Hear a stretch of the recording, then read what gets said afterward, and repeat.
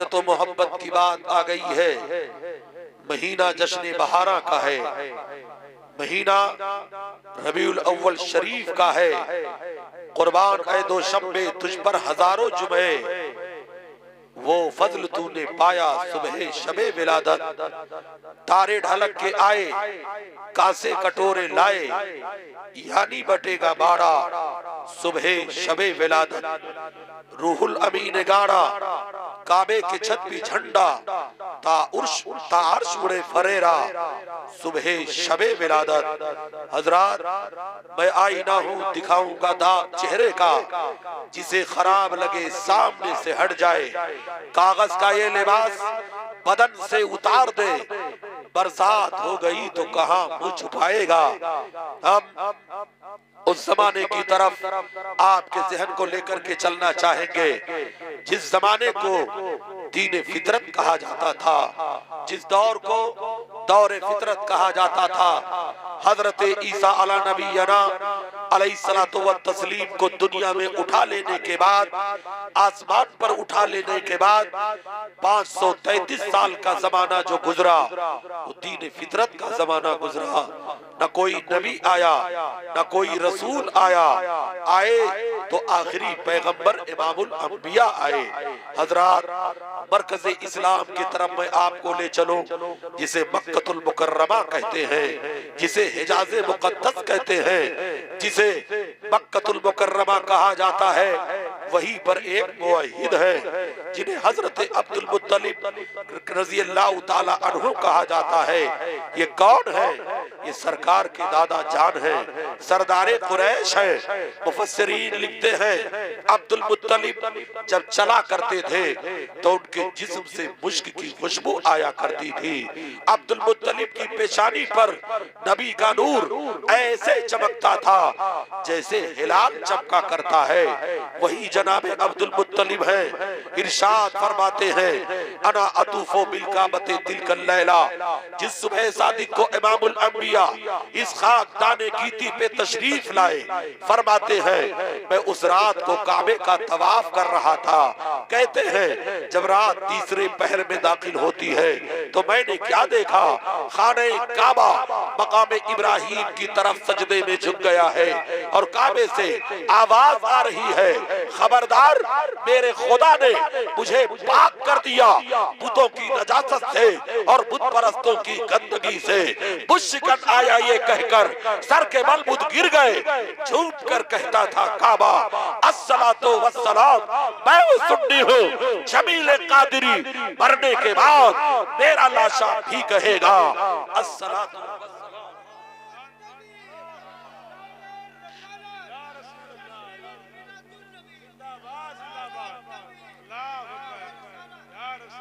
اب آپ فیصلہ کریے سننا چاہتے ہیں یا جلدی سے گھر جانا چاہتے ہیں۔ اگر سننے کے موڈ میں ہے تو رسول ہاشمی کے نام پر میں آپ کو بلاتا ہوں، ذرا آگے آ جائیے، کچھ دیر میری تقریر سے بات کر لیجئے۔ روٹے ہوئے مجمع کو منانے کا ہنر شورائے اسلام کو آتا ہے۔ سراج چشتی ایک جملہ معترضہ کے طور پر حاضر خدمت ہوا ہے۔ خیر اب گھبرائے نہیں، نمک حلال کی مجبوریاں بھی ہوتی ہیں۔ ہم یہاں آئے ہیں تو فری نہیں چلے جائیں گے، انشاءاللہ ہم آپ سے خطاب کرنے کی سعادت حاصل کریں گے۔ اے مسلمانوں، اے عشق تیرے صدقے چلنے سے چھٹے سستے، جو آگ بجھا دے گی وہ آگ لگائی ہے۔ میں نے ابتدا کیا ہے مرکز اسلام سے، صدر اسلام سے۔ یہ مرکز اسلام ہے کہا جسے مکہ المکرمہ کہتے ہیں۔ دنیا کے متقدوں میں پہلا وہ گھر خدا کا، ہم پاسباں ہیں اس کے، وہ پاسباں ہمارا۔ اے آبرود گنگا وہ دن ہے یاد تجھ کو، اترا تیرے کنارے جب کارواں ہمارا۔ اے مسلمانوں، آج ملٹی میڈیا کے ذریعے، پرنٹ میڈیا کے ذریعے، سوشل میڈیا کے ذریعے کہا یہ جا رہا تھا 2022 تک بھارت سے مسلمانوں کا خاتمہ کر دیا جائے گا۔ میڈکیوں کو بھی زکام काम आने लगा। छिपकलियां भी मगरमच्छ बनने की कोशिश करने लगी। इन्हें तारीख नहीं मालूम है कि हिंदुस्तान में जब गरीब नवाज आए थे तो 6 मुसलमानों के साथ आए थे। पृथ्वीराज के पास 6 लाख आर्मी थी। ऐ मुसलमानों, जब 6 लाख मिलकर 6 को ना भगा सके तो 36 करोड़ को तुम्हारा बाप क्या भगाएगा। करना शिकार शेरों ने क्या बंद कर दिया। कुत्ते समझ रहे हैं कि जंगल इन्हीं की।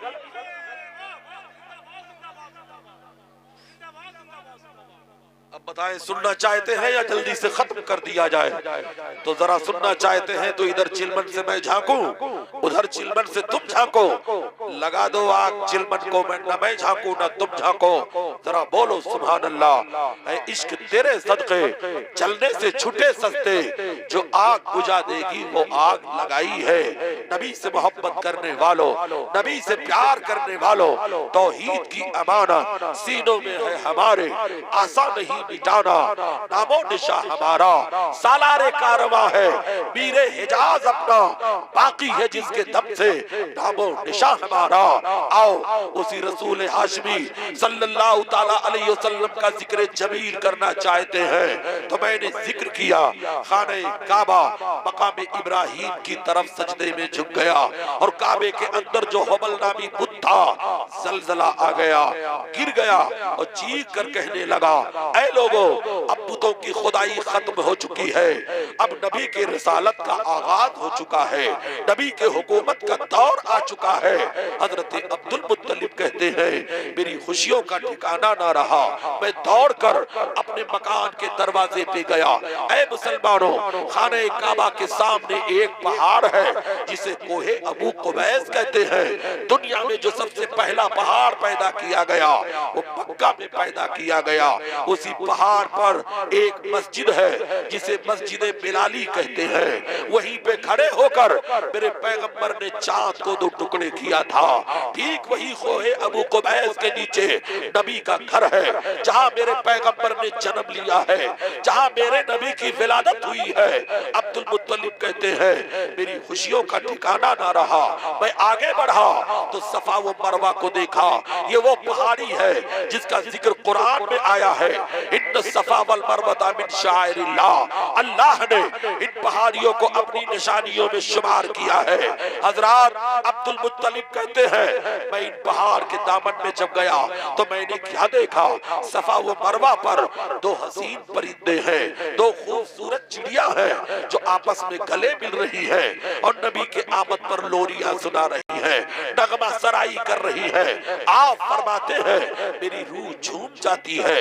मैं दौड़कर अपने मकान के दरवाजे पे गया। मेरे घर का दरवाजा अंदर से बंद था। मैंने कुंडी पे दस्तक दिया, तब किसी ने दरवाजा खोला और कहा, ऐ अब्दुल मुत्तलिब मुबारक हो, तुम्हारे घर दोनों आलम के ताजदार पैदा हुए हैं, सारे नबियों के मालिकों मुख्तार पैदा हुए हैं। अब्दुल मुत्तलिब कहते हैं, मैंने कहा जरा मुझे भी दिखाओ। तब किसी कहने वाले ने कहा था, जब तक हम नबी की कदम बोसी से फारिग नहीं हो जाएंगे न कोई बशर अंदर आएगा न कोई बाहर जाएगा। अब्दुल मुत्तलिब कहते हैं, गैरते हाशमी को जलाल आ गया। मैंने फौरन अपनी तलवार खींच ली और जबरदस्ती दरवाजे को धक्का दिया। अंदर गया तो क्या देखा, एक शख्स है जिसके चेहरे पर नकाब है, हाथ में नंगी तलवार है। मेरी नजर जब उसके तलवार पे पड़ती है तो बदन पे कपकपी तारी हो जाती है। तलवार छूटकर जमीन पर गिर पड़ी। उस शख्स ने कहा, ऐ अब्दुल मुत्तलिब, घबराने की जरूरत नहीं है, हम तो खुदा के रहमत के फरिश्ते हैं। पहले हम जी भर के नबी का दीदार करेंगे, फिर तुम रसूल के जलवों से अपनी आंखों को मुनव्वर कर लेना। हजरात, ये किसका बयान है? अब्दुल मुत्तलिब का बयान है, जो सरदारे कुरैश है, नबी के दादा जान है। हजरात, मेरे नबी आए, इनकलाब لے کر کے آئے. حضرت صفیہ بنت عبد المطلب رضی اللہ تعالی عنہا کا بیان ہے نبی جب پیدا ہوئے تو گھر کے اندر جو چراغ تھے وہ چراغ بجھ گئے. نبی کے جسم سے روشنی نکل رہی تھی, نبی کے جسم سے نور نکل رہا تھا. حضرت صفیہ نے آگے بڑھ کر نبی کو غسل دینا چاہا. غیب سے آواز آئی, اے صفیہ, رسول کو پاک و طیب و طاہر پیدا کیا گیا ہے, انہیں غسل دینے کی ضرورت نہیں ہے. آؤ مسلمانوں, ذرا اپنے نبی کا ذکر جمیل سن لو. جو گئے انہیں جانے دو, آپ تھوڑی دیر سنو, انشاءاللہ ایمان کے اندر انقلاب آئے گا. ہم الٹتے نہیں بے جان کتابوں کے ورق, ہم وہ پڑھتے ہیں جو چہروں پہ لکھا ہوتا ہے.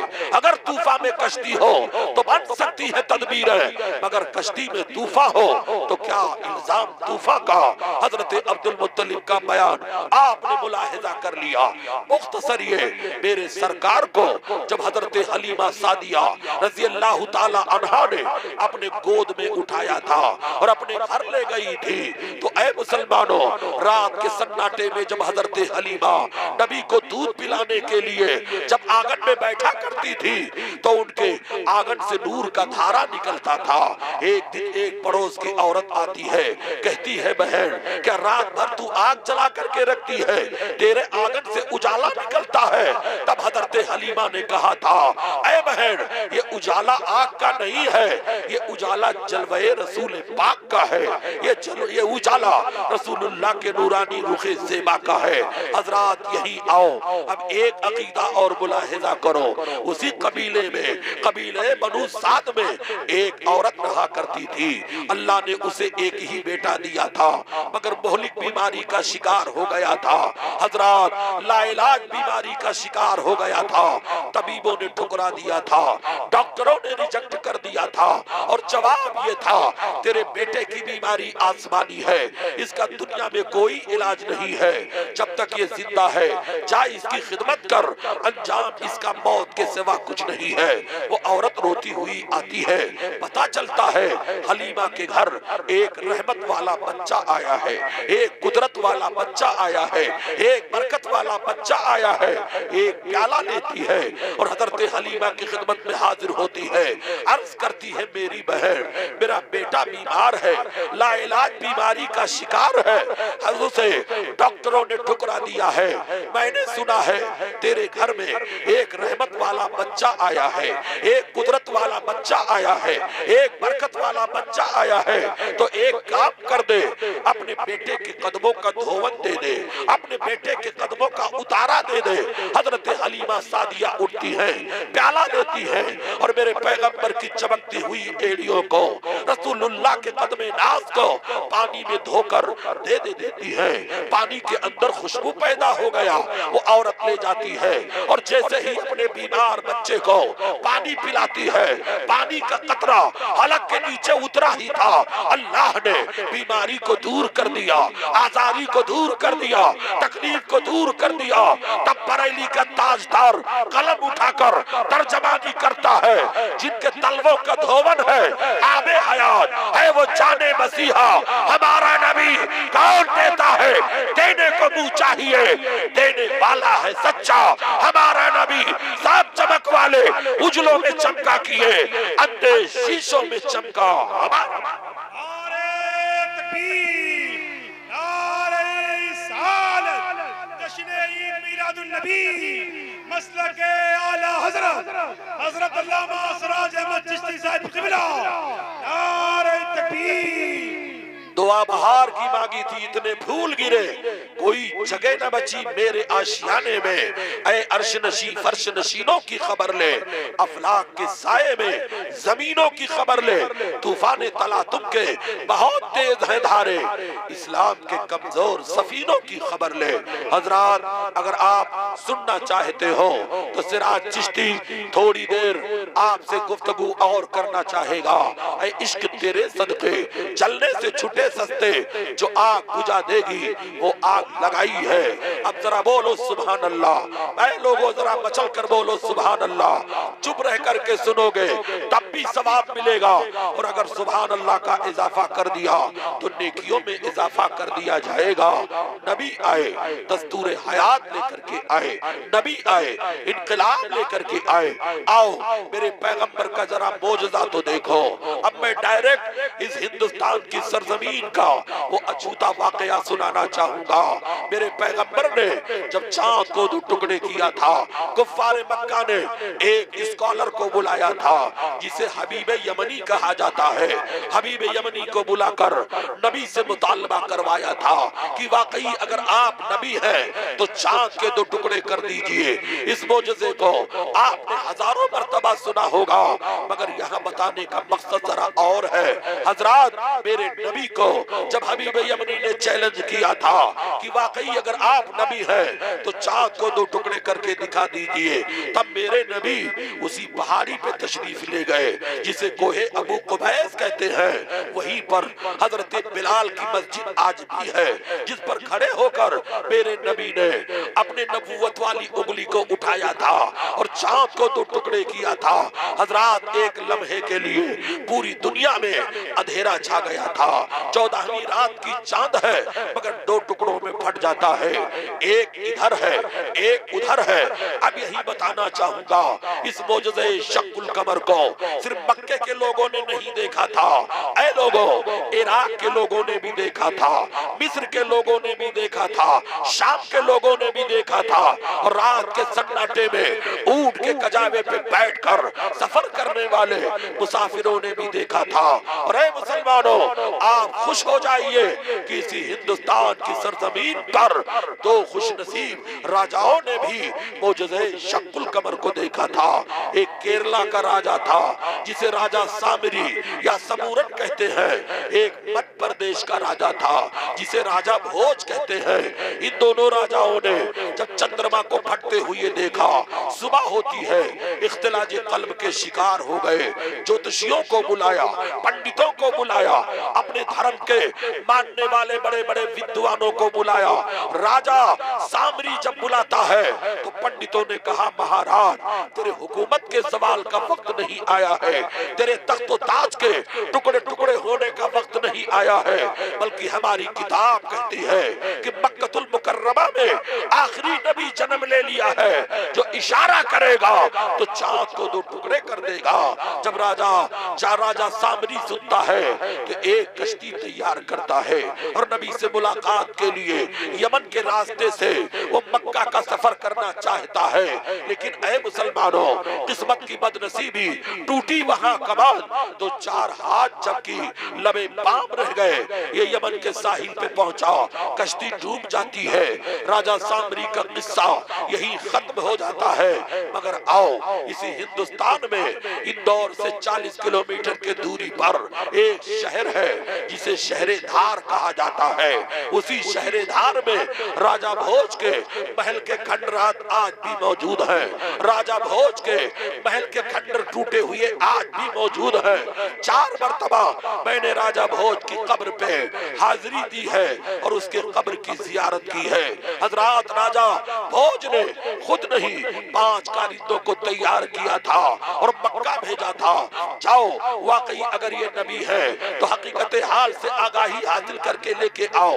یہ 5 گئے اور میرے نبی کے رخ زیبا کو جیسے دیکھا، اے مسلمانوں ہزاروں جان سے فریفتہ ہو گئے، دل کی دنیا بدلنے لگی، کفر پگھل پگھل کر ان کے آنکھوں کے آنسوؤں سے گرنے لگا۔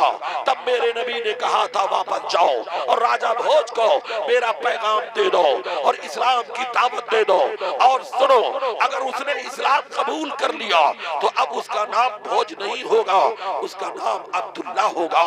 یہ 5 آئے اور راجا بھوج کو جیسے ہی پیغام دیا، راجا بھوج بھوج فوراً اپنے محل کو چھوڑ دیتا ہے، تخت و تاج کو چھوڑ دیتا ہے، سلطنت حکومت کو چھوڑ دیتا ہے اور ایک جنگل میں گیا اور وہی اعلان کرتا ہے، اے زمین و آسمان کے خدا گواہ ہو جا، میں نے مان لیا تیرا دین سچا ہے، تیرے رسول سچے ہیں، تیرا قرآن سچا ہے، تیری ذات سچی ہے، اب دیر نہ کر، مجھے بھی کلمہ پڑھا کر مسلمان بنا لے۔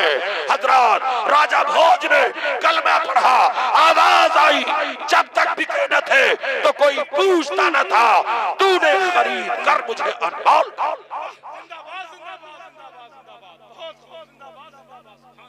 بیان اور آگے بڑھایا جائے یا بند کر دیا جائے؟ تو ذرا ہاتھ اٹھا کر کے بتائیے کتنے لوگ جلدی سے گھر جانا چاہتے ہیں؟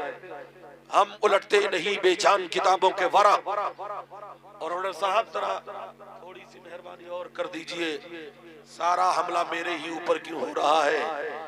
مٹ گئے مٹتے ہیں مٹ جائیں گے، آدھا تیرے نہ مٹا ہے نہ مٹے گا کبھی چرچا تیرا، فانوس بن کے جس کی حفاظت ہوا کرے وہ شمع کب بجھے جسے روشن خدا کرے۔ حضرات 4 مرتبہ میں نے راجہ بھوج کی قبر کی زیارت کی ہے اور 5 وہ جو نبی کی زیارت کر کے آئے تھے انہیں 5 صحابی کہا جاتا ہے، مگر اس روایت میں اختلاف ہے، وہ صحابی نہیں ہے، وہ آنے کے بعد جب راجہ بھوج نے اسلام قبول کیا تھا تب 5 کاریدوں نے اسلام قبول کر لیا تھا۔ کہاں مر گئے وہ لوگ جو اسلام پر اٹیک کرتے ہیں؟ اسلام پھیلا ہے، تیر اور تلوار سے پھیلا ہے۔ میں پوچھتا ہوں کون سی تیر کون سی تلوار راجہ بھوج پر نبی نے چلایا تھا؟ اسلام پھیلا تو حق و صداقت کی بنیاد پر پھیلا، اسلام پھیلا تو انصاف کی بنیاد پر پھیلا، انصاف پھیلا تو صداقت کی بنیاد پر پھیلا۔ اسلام تیری نبض نہ ڈوبے گی حشر تک، تیری رگوں میں خون روا 4 یار کا۔ میرے احباب نے مجھے کچھ ٹاپک پر گفتگو کرنے کا حکم دیا ہے مگر سمجھ ہی میں نہیں آتا کہ چھیڑوں داستہ کیسے۔ ہسائیں تو بغاوت ہے، رلائیں تو بغاوت ہے، مگر ہمیں کرنی ہے شہنشاہ بطحا کی رضا جوئی۔ وہ اپنے ہو گئے تو رحمت پروردگار اپنی، نبی آئے انقلاب لے کر کے آئے، نبی آئے دستور حیات لے کر کے آئے۔ وہ زمانہ یاد کرو جسے فضول سمجھ کر بجھا دیا تو نے، وہی چراغ جلاؤ تو روشنی ہوگی۔ وہ زمانہ کون سا زمانہ ہے؟ یہی وہ دور ہے جب مکہ المکرمہ کے لوگ اپنی بیٹیوں کو زندہ قبروں میں دفن کر دیا کرتے تھے۔ اس دور کو یاد کرو جب ایک بھائی کی گردن کاٹنے کے لیے دوسرے بھائی کی تلوار بلند ہوتی تھی، اور مکہ کے کافر تو اتنے جری ہو گئے تھے کہ گناہ کر کے اپنے گناہوں کو دیوار کعبہ پہ لکھ دیتے تھے۔ حضرات پورے زمانے میں اندھیرا ہی اندھیرا تھا، پورے زمانے میں انسانیت سسک رہی تھی۔ جب عورت کو کسی کمرے میں بچہ پیدا کرنے کے لیے بٹھایا جاتا تھا تو پہلے ہی کمرے میں قبر کا گڈھا کھود دیا جاتا تھا۔ اگر لڑکی جنم لیتی تھی تو قبر کے گڈھے میں بانٹ دیا جاتا تھا، اگر لڑکا پیدا ہوتا تھا تو ماں کے ریشمی آنچل میں باپ کی امانت سمجھ کر اسے پال لیا جاتا تھا۔ حضرات ایک صحابی رسول گزرے ہیں جنہیں حضرت دحیہ کلبی رضی اللہ تعالی عنہ کہا جاتا ہے۔ دحیہ کلبی کو اللہ نے بہت خوبصورت بنایا تھا، بڑا حسین بنایا تھا۔ جب یہ اپنے گلیوں سے نکلتے تھے تو عرب کی عورتیں پردے کے پیچھے سے اس مردانہ حسن کو ایک جھلک دیکھنے کے لیے بے قرار ہوتی تھی۔ ایک دن کا واقعہ ہے، میرے سرکار کی نظر دحیہ کلبی کے چہرے پہ پڑ گئی۔ نبی نے خدا کی بارگاہ میں ہاتھ اٹھا دیا، یا اللہ دحیہ کلبی کو ایمان کی دولت دے دے، اسلام کی دولت دے دے۔ نبی تو آ گئے اور قبول نہ ہو اجابت کا جوڑا، عنایت کا صحرا دلہن بن کے نکلی۔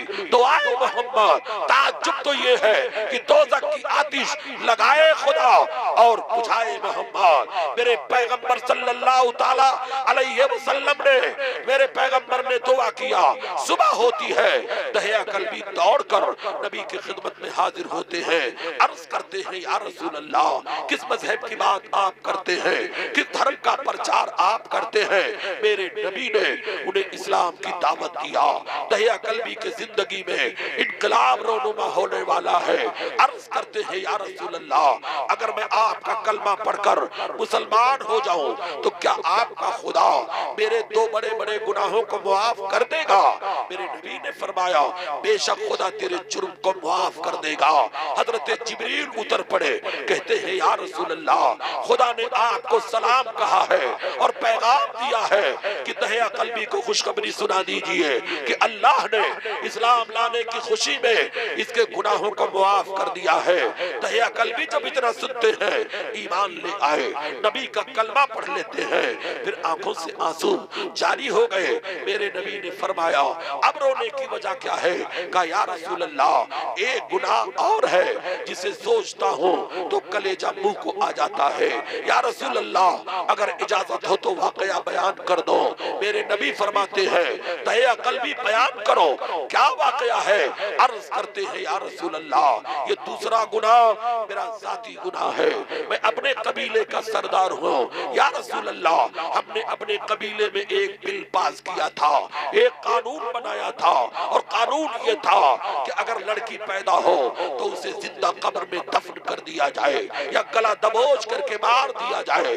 میں اپنے قبیلے کا سردار ہوں، 150 گھر ہماری سرداری کے نیچے زندگی گزارتے ہیں۔ یا رسول اللہ میں نے 70 بچیوں کو اپنے انہی ہاتھوں سے قتل کروایا ہے، انہی ہاتھوں سے انہیں قبر میں دفن کروایا ہے۔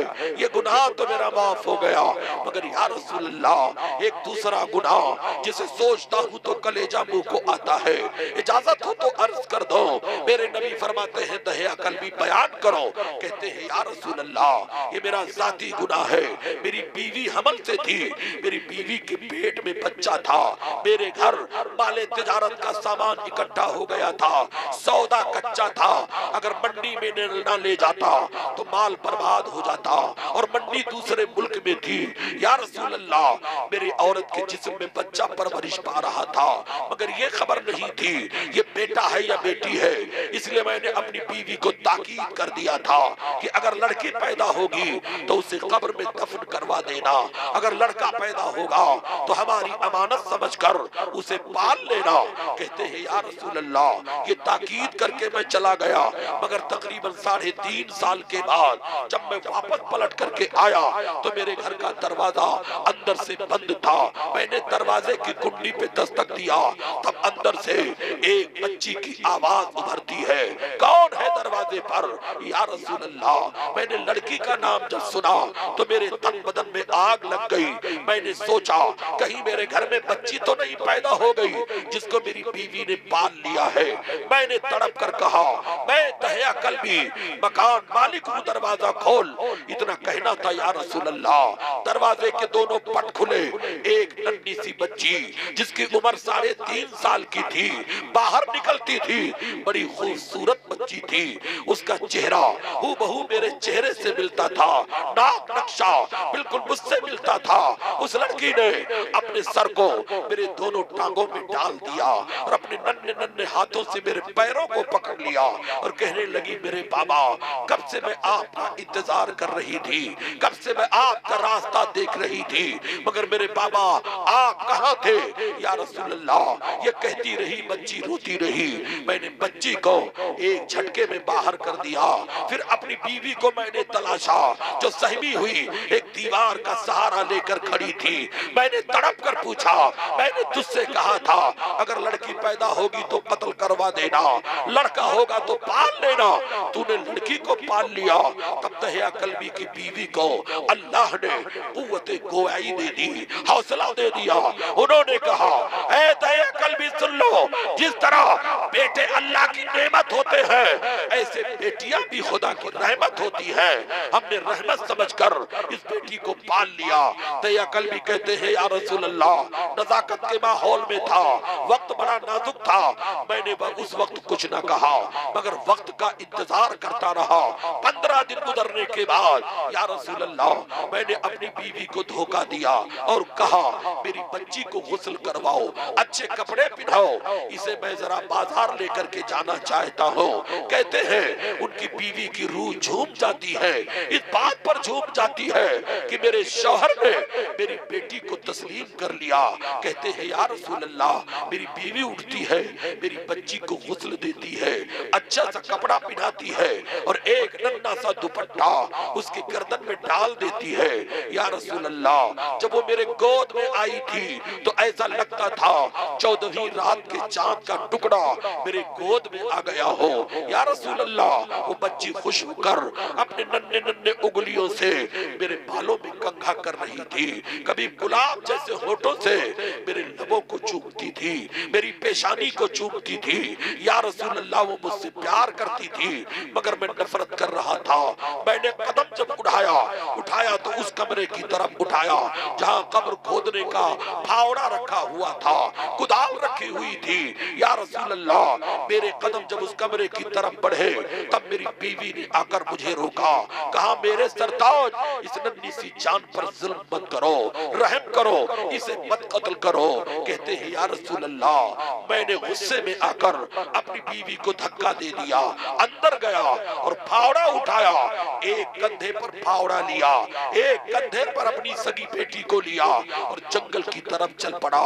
مکہ المکرمہ میں حضرات، برج کے نیچے وہ قبریں آج بھی موجود ہیں جہاں 1450 سال پہلے لڑکیوں کو زندہ دفن کیا گیا تھا۔ جو حاجی حج کرنے کے لیے جاتے ہیں ان قبروں کی انہیں زیارت کرائی جاتی ہے تاکہ یہ جانے کہ عرب کے جاہل کتنے بڑے ظالم تھے۔ اے مسلمانوں، بتانے کا مقصد یہ ہے، عرض کرنے کا مقصد یہ ہے، دیا قلبی کہتے ہیں یا رسول اللہ، میں بیٹی کو لے کر جنگل کی طرف جا رہا تھا، میری بیٹی کبھی دوپٹے کو اٹھاتی، میرے چہرے کو پوچھتی، کبھی میرے ہونٹوں کو چومتی، کبھی میرے گلے میں اپنے ہاتھ کو ڈال کر مجھ سے پیار کرتی، مگر مجھے رحم نہ آیا۔ کہتے ہیں یا رسول اللہ، میں جنگل میں لے گیا، ایک پیڑ کے نیچے اپنی بیٹی کو بٹھا دیا اور اسی کے سامنے اس کی قبر کو کھودنا شروع کر دیا۔ یا اللہ، یا رسول اللہ، میں قبر جب کھود رہا تھا تو مٹی گرد و غبار اڑ کر میرے کپڑے پہ پڑ رہے تھے، تب میری ننھی سی بچی نے دوڑ کر اپنا دوپٹہ لیا تھا اور میرے جسم سے گرد و غبار کو صاف کیا تھا، میری پیشانی پہ پسینہ تھا، تب میری بیٹی نے روتے ہوئے اپنے دوپٹے سے میرے پسینے کو صاف کیا تھا اور کہا تھا بابا اتنی محنت کرنے کی ضرورت نہیں ہے، آؤ میرے ساتھ ذرا سائے کے نیچے بیٹھ جاؤ، تھوڑی دیر میں آپ سے محبت کر لو۔ مگر یا رسول اللہ، میرے اوپر تو شیطان سوار ہو چکا تھا، میں قبر کا گڈھا کھودتا رہا، جب قبر کا گڈھا مکمل ہو گیا تو یا رسول اللہ، میں نے جھٹکے میں آگے بڑھ کر اپنی بچی کو اٹھایا اور بڑی طاقت کے ساتھ قبر کے گڈھے میں پٹک دیا تھا۔ میری بچی نکلنا چاہتی تھی، تب میں نے پیروں کی ٹھوکر سے مار کر اپنی بیٹی کو قبر کے گڈھے میں گرا دیا تھا۔ یا رسول اللہ، اس نے ننھے ننھے ہاتھوں کو جوڑ کر مجھ سے زندگی کی بھیک مانگی تھی مگر مجھے رحم نہ آیا۔ اے میرے آقا، میں نے پھاوڑا اٹھایا اور مٹی برابر کرنا شروع کر دیا، زندہ بچی کو میں نے قبر کے اندر پاٹنا شروع کر دیا، وہ تڑپتی رہی مگر مجھے رحم نہ آیا، مجھے رحم نہ آیا۔ یا رسول اللہ، میں اٹھا کر کے پھاوڑا مٹی برابر کر رہا تھا، جب میری بیٹی گردن تک مٹی کے اندر پٹ جاتی ہے تب میری طرف سے اس نے امید چھوڑ دیا، میری طرف سے التجا چھوڑ دیا، تب اس نے اپنی آنکھ آسمان کی طرف اٹھا کر یا رسول اللہ جو آخری دعا کیا تھا وہ سوچتا ہوں تو کلیجہ پھٹ جاتا ہے۔ میرے نبی نے فرمایا، اے دہیا قلبی بتاؤ تمہاری بیٹی نے وہ آخری دعا کون سی دعا کی تھی؟ تب حضرت دہیا قلبی نے کہا تھا یا رسول اللہ، میری مرنے والی بیٹی نے کہا تھا یا اللہ وہ تیرا نبی کب آئے گا جو مرنے والی بیٹیوں کو زندگی کا مزدہ سنائے گا، جو مرنے والی بیٹیوں کو زندگی کا حوصلہ دے گا، آتا ہے غریبوں پہ انہیں پیار کچھ ایسا خود بھیگ دے اور خود کہے بکتے کا بھلا ہو۔ حضرات، واقعات کے راوی کا بیان ہے، میرے نبی اتنا روئے کہ سرکار کی داڑھی آنسوؤں سے تر ہو جاتی ہے۔ 2 مرتبہ میرے پیغمبر نے دہیا قلبی سے اس واقعے کو سنا، اتنا روئے کہ نبی کی سسکیاں بن جاتی ہے۔ حضرت عمر کھڑے ہو گئے، کہا دہیا کل بھی تو نے اچھا نہ کیا، میرے پیغمبر کو رلایا۔ حضرات غور کرنے کا مقام ہے، یہ وہ کفار مکہ تھے مسلمانوں جو لڑکیوں کو زندہ پیدا ہونے کے بعد مارا کرتے تھے۔ آج کا مسلمان ہے جس کا نعرہ ہے ہم دو ہمارے دو، دو بچوں پر اسپیڈ بریکر لگانے والوں، میرے نبی نے فرمایا ہے ایسی عورتوں سے شادی کرو جن کے یہاں کثرت سے بچے پیدا ہوں تاکہ قیامت کے دن میں اپنی امت پر فخر۔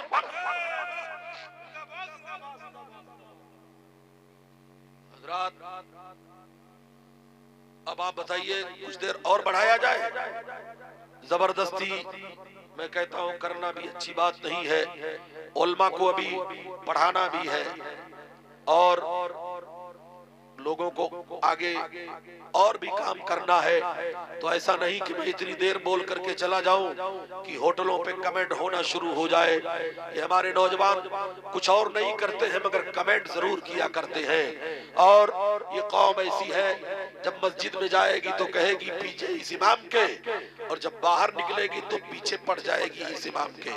اس لیے ہمیں دونوں پہلو پہ غور کرنا ہے، امام کی عظمت کو بھی دیکھنا ہے اور علماء کی پوزیشن کو بھی دیکھنا ہے۔ میرے نبی فرماتے ہیں عالم دین روئے زمین پر اللہ کا مقرر کردہ بادشاہ ہوتا ہے۔ عالم دین کے لیے سمندر کی مچھلیاں دعا کرتی ہیں، زمین کی چیٹیاں دعا کرتی ہیں۔ اس لیے خدا کا فضل ہے کہ آپ کی اس آبادی میں عالموں کا بھی ادارہ ہے اور خواتین کا بھی ادارہ ہے۔ بڑے مبارکباد کے آپ قابل ہو، آپ کا گاؤں ہندوستان میں شہرت کا حامل ہے، اس لیے یہاں سے عالم بھی نکلتے ہیں اور عالمات بھی نکلتے ہیں۔ اس لیے میں یہاں قطعی چاپلوسی کرنے والا مولوی نہیں کہ میں زبردستی چاپلوسی کر کے چلا جاؤں۔ سسوا کو علم دین کی بنیاد پر ہندوستان میں جانا اور پہچانا جاتا ہے۔ بس تھوڑی دیر کے لیے اگر اجازت ہو تو کچھ بات آگے اور بڑھا دو، ورنہ یہیں پہ ہو چکی نماز مصلی اٹھائیے۔ حضرات زیادہ ٹائم میں آپ کا قطعی نہیں لینا چاہوں گا۔ ہندوستان کی سرزمین پر جب بھی اسلام پر کوئی برا وقت آیا ہے تو عالم ربانی نے بڑھ کر اس طوفان کا مقابلہ کیا ہے۔ کیا وہ زمانہ بھول گئے؟ آج دیکھا یہ جا رہا ہے، آج بل بہت پاس کیا جا رہا ہے۔ ایک بل میڈم اندرا گاندھی کے زمانے میں بھی پاس ہوا تھا، یہ ہمارے بڑے بوڑھے زندہ ہیں۔ وہ بل کون سا تھا؟ ایمرجنسی کا بل تھا، جب بھارت کے مسلمانوں پر نسبندی کو کمپلسری کر دیا گیا تھا تو یہی لوگ کوئی جنگل میں جا کر اپنے آپ کو بچا رہا تھا، کوئی کنویں میں چھپ کر اپنے آپ کو بچا رہا تھا، کوئی بند کمرے میں رہ کر اپنے آپ کو بچا رہا تھا۔ تب اے لوگوں، ندوہ کے کانا دجال نے بھی نسبندی کو جائز لکھ دیا تھا، دارالعلوم دیوبند کے ملاؤں نے بھی نسبندی کو جائز لکھ دیا تھا۔ اے لوگوں، جب ان لوگوں نے نسبندی کو جائز لکھا تھا تب بریلی میں رضا کے کچھار کا ایک شعر تھا جسے مفتی اعظم ہند کہتے ہیں۔ سرکار مفتی اعظم ہند نے اپنا قلم اٹھایا اور تحریر کیا، نسبندی حرام ہے، حرام ہے، حرام ہے۔ یہ آواز ایوان باطل میں زلزلہ پیدا کر دیتی ہے۔ ہر زمانے میں ذاکر نائک جیسے کتے پیدا ہوئے ہیں، ایسے ہی کچھ ملا دوڑ کر حضور مفتی اعظم ہند کے خدمت میں گئے، کہا مولانا اپنا فتویٰ واپس لے لو، حکومت سے ٹکرانا اچھی بات نہیں ہے۔ تب مفتی اعظم ہند کے دیور نے جواب دیا تھا، یہ بریلی ہے، یا فتویٰ نہیں بدلا جاتا ہے، ضرورت پڑتی ہے تو حکومت بدل دی جاتی ہے۔ اے عشق تیرے صدقے چلنے سے چھٹے سستے، جو آگ بجھا دے گی وہ آگ بجھائے گی۔ نعرہ تکبیر، نعرہ رسالت، جشن عید میلاد النبی، مسلک اعلی حضرت، فیضان اعلی حضرت، فیضان حضور مفتی اعظم ہند، علماء اہل سنت۔ حضور مفتی اعظم ہند کو کون نہیں جانتا؟ جنہیں شبیہ غوث اعظم کہا جاتا ہے، جن کے چہرے کو دیکھ کر بریلی کا بنیا کلمہ پڑھ کر کے مسلمان ہو چکا تھا۔ بس 5 منٹ کے اندر اپنی باتوں کو ختم کرنا چاہوں گا۔ آؤ، درخت کو سمجھنا ہے تو اس کے پھل کی عظمت کو سمجھ لو، اعلیٰ حضرت کو سمجھنا ہے تو ان کے تلامذہ کو سمجھ لو، اعلیٰ حضرت کو سمجھنا ہے تو ان کی بارگاہ میں فیض حاصل کرنے والے علماء ربانیین کو سمجھ لو۔ وہ دور یاد کرو جب اسے ہندوستان پر شدی سنگٹن کے لوگوں نے، RSS کے لوگوں نے جب 4 لاکھ مسلمانوں کے ایمان پر ڈکیتی ڈالی تھی اور معاذ اللہ انہیں کنورٹ کر دیا گیا تھا۔ وہ علاقہ کون سا ہے؟ وہ علاقہ متھرا کا ہے، وہ علاقہ گوبند پور کا ہے، وہ علاقہ گوالیر اور آگرہ کا ہے، جہاں کے 4 لاکھ مسلمانوں کے ایمان پہ ڈکیتی ڈالی گئی تھی۔ ان کے ایمان کا جنازہ نکلا تھا، ان کے چہروں سے داڑھیوں کو کھرچ کر آگ کے شعلوں کے حوالے کر دیا تھا۔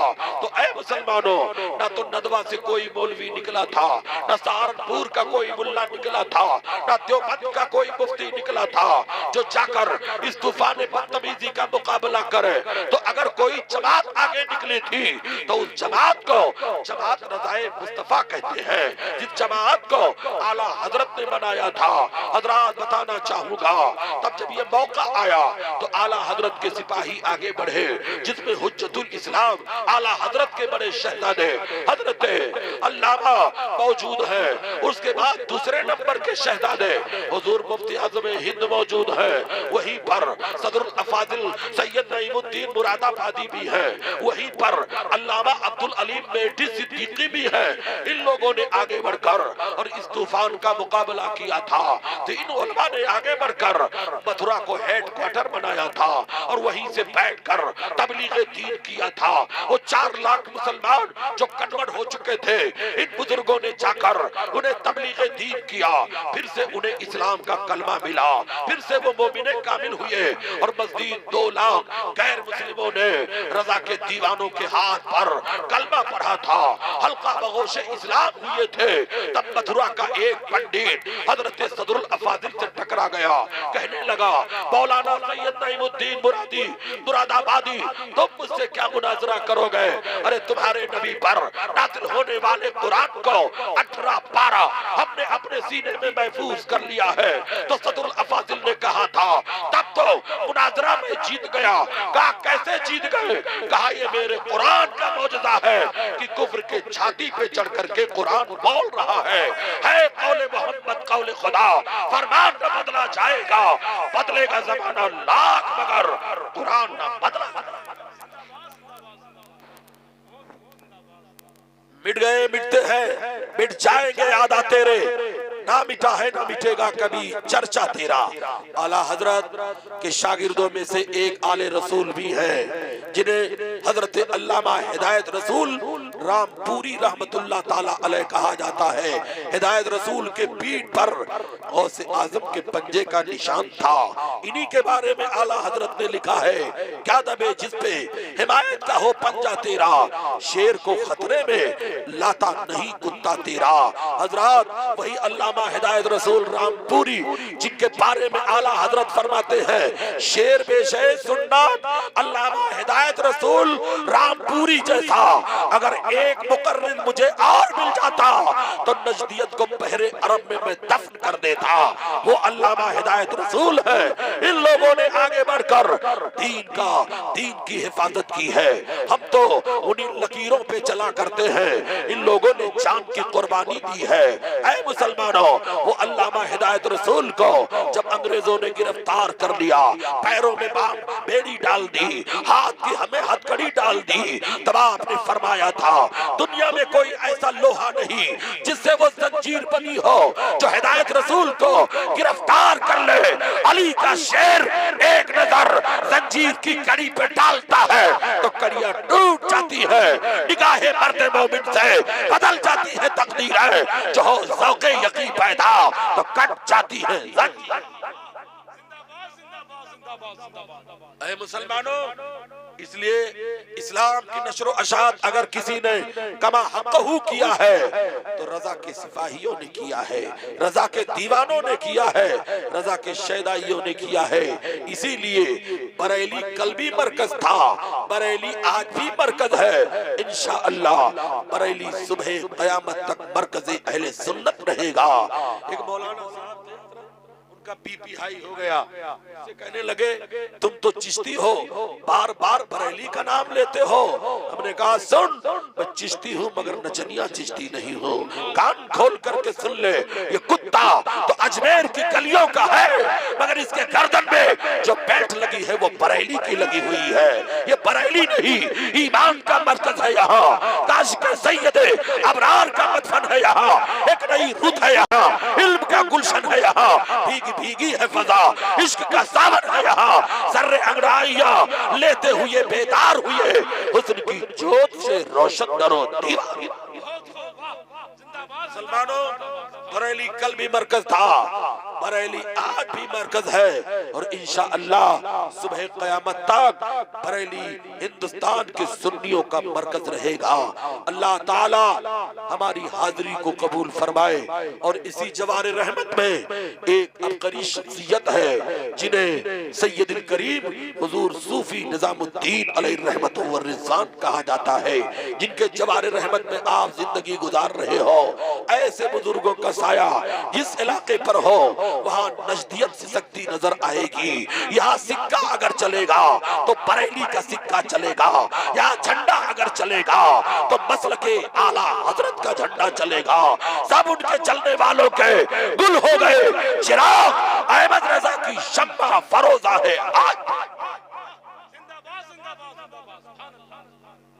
بس چلتے چلتے ایک واقعہ 2 منٹ کے اندر بتا کر اپنی بات کو ختم کر دوں مسلمانوں، ورنہ کل ہوگا مولانا آیا بول نہیں پایا، مجھے یقین ہے میں بول لیتا ہوں، اور یہ بھی یقین ہے کہ آپ سن لیں۔ مغراتیاں کرنے والوں کو بہت ہم نے دیکھا ہے، بچ کھپڑے کی طرح منہ بنانے سے کوئی مولانا نہیں ہوتا ہے، مولانا وہ ہوتا ہے جس کے سینے کو عشق رسول کا مدینہ۔ اس لیے مسلمانوں، بقراتیاں کرنا بہت آسان ہے، مگر تاریخ کا پاپ پلٹ کر کے آئینہ دکھانا اتنا آسان نہیں ہے۔ کچھ لوگ اپنی، جیسے میں اگر زیادہ بول کر کے چلا گیا تو بولیں گے دوبارہ ان کو نہیں بلایا جائے گا۔